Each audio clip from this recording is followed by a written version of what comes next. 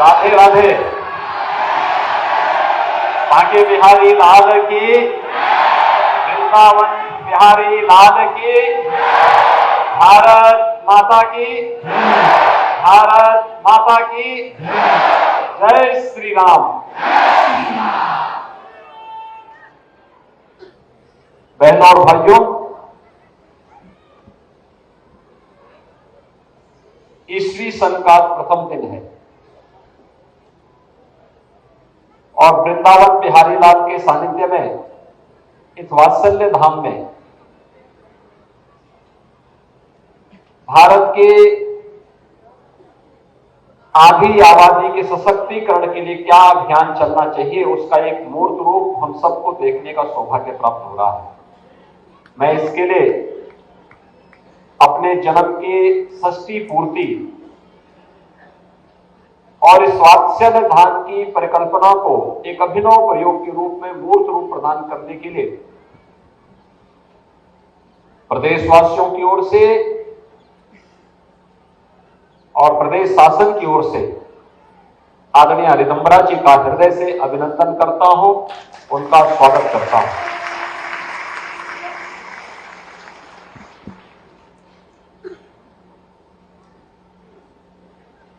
देश की आधी आबादी एक लंबे समय तक गुलामी कालखंड के उन रूढ़िगत विचारों और कुप्रथाओं का शिकार रही है। अलग अलग क्षेत्रों में प्रयास हुए, लेकिन यह प्रयास अद्भुत था। एक तरफ आदरणीय रिदम्बरा जी का षष्ठी पूर्ति का समारोह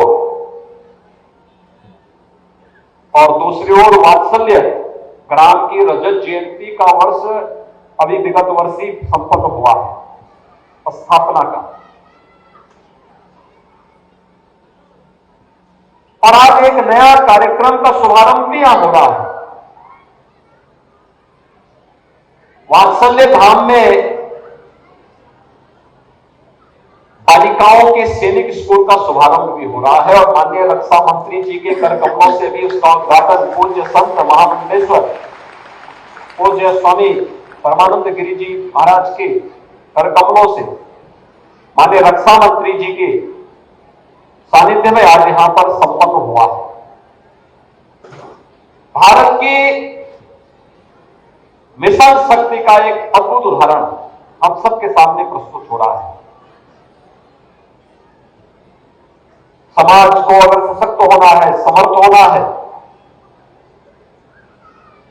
तो नारी शक्ति की सुरक्षा, उनके सम्मान, उनके स्वावलंबन के बगैर कार्य संभव नहीं हो सकता। इसके लिए हम सबको जुटना पड़ेगा। समाज को अपनी रूढ़िगत मानसिकता से उबरना पड़ेगा। और मैं इस बात के लिए आदरणीय रक्षा मंत्री जी को और आदरणीय प्रधानमंत्री जी का हृदय से आभार व्यक्त करता हूं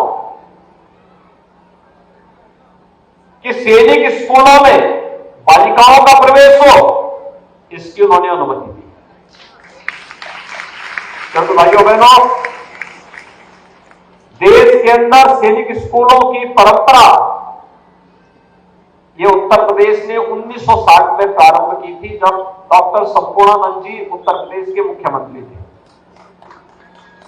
और डॉक्टर संपूर्णानंद जी ने पहला सैनिक स्कूल देश का उत्तर प्रदेश की राजधानी लखनऊ में स्थापित किया।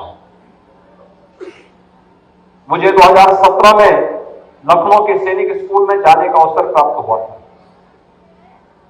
क्योंकि उसकी जो समिति होती है उसका चेयरमैन मुख्यमंत्री होता है। इस नाते में वहां गया था और उस समय मैंने वहां पूछा था, मैंने कहा यहां पे क्या बालिकाओं का प्रवेश है? उन्होंने कहा नहीं। तो मैंने कहा अगले सत्र से एक बैच बालिकाओं का इसमें प्रवेश हो, और 2018 में हम लोगों ने इस कार्यक्रम को वहां प्रारंभ किया। दूसरा, सैनिक स्कूल लखनऊ को इस बात का भी सौभाग्य प्राप्त हुआ कि देश के सेना का सर्वोच्च मेडल परमवीर चक्र लखनऊ सैनिक स्कूल के ही एक छात्र को प्राप्त हुआ, कैप्टन मनोज पांडे को, जिन्होंने कारगिल के युद्ध में देश की रक्षा करते हुए वीर गति को जो प्राप्त हुई। और इसलिए हम लोगों ने उस समय निर्णय लिया कि लखनऊ का हमारा सैनिक स्कूल कैप्टन मनोज पांडे सैनिक स्कूल के रूप में जाना जाएगा। और आज सैनिक स्कूलों को हमारे बालकों के मन में, बालिकाओं के मन में सैनिकों का अनुशासन आ सके। मेरा जो कुछ भी है वह मातृभूमि के लिए है। पहला देश, धर्म, फिर परिवार और फिर अंत में अपना व्यक्तिगत जो कुछ भी है वो मेरा अंत में आएगा। अगर ये भाव हम सब भारतवासियों के मन में आ गया तो भाइयों बहनों, कोई कारण नहीं कि प्रधानमंत्री जी ने जो लक्ष्य हम सबके सामने रखा है 2047 तक हम सबका एक ही संकल्प, विकसित भारत हर भारतवासी का संकल्प होना चाहिए।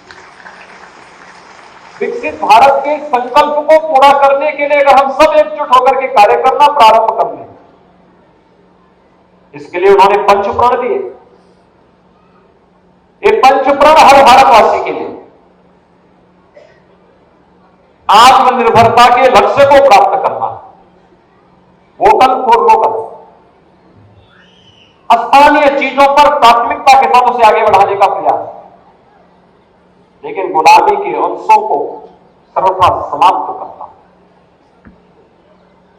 विरासत का सम्मान करना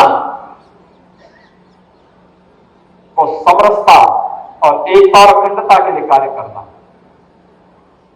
और अंत में नागरिक कर्तव्य। हम सबके नागरिक कर्तव्य क्या है? इन नागरिक कर्तव्यों के प्रति भी अगर हर व्यक्ति जागरूक होकर के कार्य करता है तो भाइयों बहनों, कोई कारण नहीं कि पंचप्राण 2047 आते आते भारत को दुनिया की एक बड़ी ताकत के रूप में स्थापित कर सके। कोई इसको रोक नहीं सकता है। हम लोग इस बात को हमेशा से जानते रहे हैं। जब अयोध्या में श्री राम जन्मभूमि मंदिर आंदोलन चल रहा था, पूज्य संतों के सानिध्य में राष्ट्रीय स्वयंसेवक संघ और के मार्गदर्शन में विश्व हिंदू परिषद इस आंदोलन को नेतृत्व प्रदान कर रहा था। और उस समय हम इस बात को कहते थे, अक्सर कहते थे, जिस दिन राम जन्मभूमि समस्या का समाधान भारतवासी स्वयं कर देंगे, जिस दिन हर सनातन धर्मावलंबी एक स्वर से अयोध्या की ओर जय श्री राम की होकार करेगा, उस दिन राम जन्मभूमि की समस्या का समाधान अपने आप हो जाएगा। और अभी आपने देखा आदरणीय प्रधानमंत्री जी 30 दिसंबर को अयोध्या धाम पहुंचे थे। पहले अयोध्या की जो इंफ्रास्ट्रक्चर था ना, वहां की सड़कें,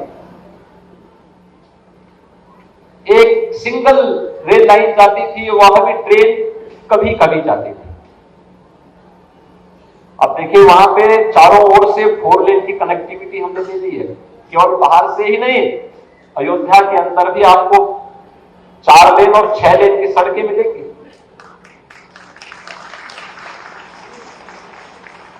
बाईस जनवरी के बाद जाकर के थोड़ा अयोध्या धाम को देखिए, आपको त्रेता युग याद आ जाएगा।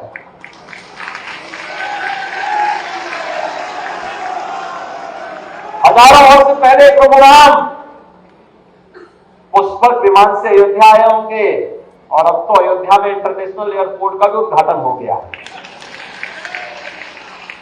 रेलवे लाइन डबल लाइन के साथ जोड़ा जा चुका है, और एक स्टेशन का उद्घाटन तो प्रधानमंत्री जी ने स्वयं किया है। और अब तो अयोध्या और उसके आसपास 5-6 नए स्टेशनों का विकास किया जा रहा है। किसी को भी समस्या नहीं होगी। और यही नहीं, सड़क मार्ग से जोड़ लिया गया रेल मार्ग से जोड़ लिया गया, वायु मार्ग से भी जोड़ लिया गया और जल मार्ग से जोड़ने की कार्रवाई भी हमारी प्रारंभ हो गई। जीवन का अनुशासन और सैन्य शक्ति का अनुशासन हम सबको आगे बढ़ाने में मदद करेगा। भारत की शक्ति का एहसास दुनिया को कराएगा। एक स्वर में जब 140 करोड़ भारतवासी भारत के आन मान और शान की रक्षा का कार्य अपने हाथों में लेकर के इस अभियान के साथ जुड़ेंगे, कृतज्ञ भाव के साथ, नेशन फर्स्ट के इस भाव के साथ जुड़ेंगे, दुनिया की कोई ताकत आपको झुका नहीं सकती है, कोई झुका नहीं सकती, कोई आपका मार्ग नहीं रोक सकती है। हम सब उस मार्ग के पथिक बने। दायित्व हो सकता है, किसी को कोई दायित्व मिले, किसी को कोई और मिले, लेकिन जहां पर है अगर हम सब मिलकर के कार्य करते हैं तो भाइयों बहनों कोई कारण नहीं कि आज दुनिया के अंदर भारत का सम्मान बढ़ा है, एक नए भारत का दर्शन हो रहा है। आज देखिए, अयोध्या जाने में जो लोग संकोच करते थे, अयोध्या का नाम लेने में जिनको संकोच होता था, आज वे भी कहते हैं कि हमें भी निमंत्रण मिलेगा तो हम भी जाएंगे। ये परिवर्तन है, यही परिवर्तन है। आप अपनी ताकत का एहसास कराएंगे तो हर व्यक्ति आपके साथ जुड़ेगा और उस परिवर्तन के साथ जुड़ने के लिए आज हम सब आपके पास यहां पर एकत्र होकर के आए हैं। आज के इस कार्यक्रम के अवसर पर मैं आदरणीय रितंबरा जी को उनकी षष्ठी पूर्ति और बालिकाओं के इस सैनिक स्कूल के शुभारंभ के लिए, इस वात्सल्य ग्राम में इस भव्य आयोजन के लिए हृदय से उनका अभिनंदन करता हूं, उनको बधाई देता हूं। उनके स्वस्थ और दीर्घ जीवन की कामना करता हूं और राष्ट्र और समाज के लिए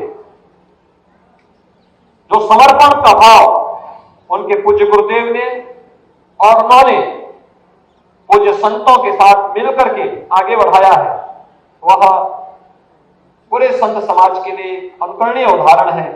मैं उनका एक बार फिर से षष्ठी पूर्ति के इस अवसर पर हृदय से अभिनंदन करता हूं, स्वागत करता हूं।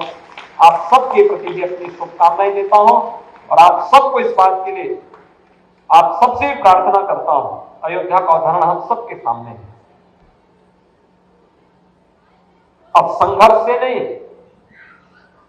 अब संवाद से सारी समस्याओं का समाधान का रास्ता निकलने वाला है, निकलेगा। हम देश के प्रति अपना समर्पण भाव व्यक्त करते रहे और बिना डिगे, बिना हटे, बिना झुके लगातार आगे बढ़ने के लिए हम तत्पर रहें। इस विश्वास के साथ इस वृंदावन की भूमि पर यहां पे तो पहले से ही कार्य प्रारंभ हो चुके हैं। ब्रज क्षेत्र तो हमारे लिए बहुत पवित्र भूमि है। यहां पे हम लोगों ने पहले से नगर निगम को मथुरा वृंदावन के नाम पे पहले से नगर निगम भी बन गया है। तीर्थ विकास परिषद का कार्य तेजी के साथ आगे बढ़ रहा है और तीर्थ के रूप में इसके विकास की एक नए कार्यक्रम को आगे बढ़ाया जा रहा है। सारे कार्यक्रम एक साथ आगे बढ़ेंगे। आप सब अपने इस बृहद मिशन के साथ निरंतर जुड़ करके कार्य करते रहें। आप सबके प्रति मेरी मंगल में शुभकामनाएं। ओम शांति शांति शांति। वीके न्यूज, राष्ट्र के नाम।